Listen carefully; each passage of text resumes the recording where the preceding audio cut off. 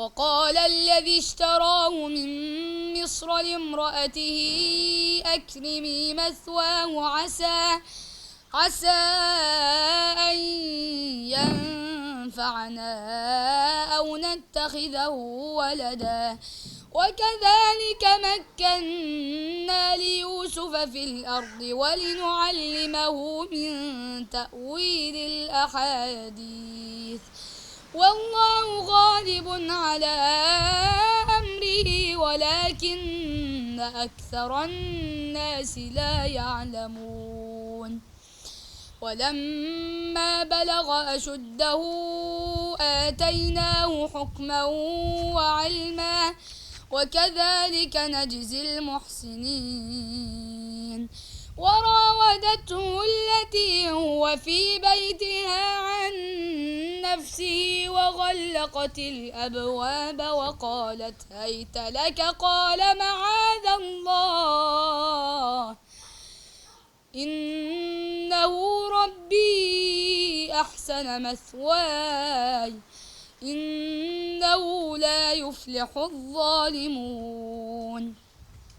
ولقد همت به وهم بها لولا أن رأى برهان ربه كذلك لنصرف عنه السوء والفحشاء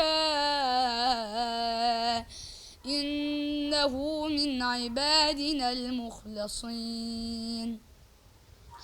واستبق الباب وقدت قميصه من دبر وألف يا سيدها لدى الباب قالت ما جزاء من أراد بأهلك سوءا إلا أن يسجن أو عذاب أليم.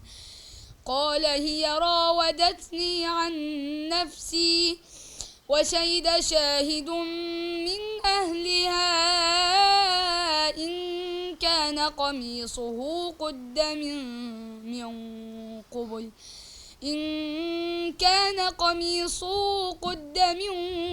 قبل فصدقت وهو من الكاذبين.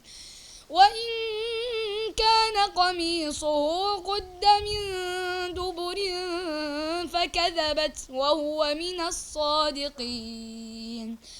فلما رأى قميصه قد من دبر قال إنه من كيدكن إن كيدكن عظيم. يوسف أعرض عن هذا واستغفري لذنبك إنك كنت من الخاطئين.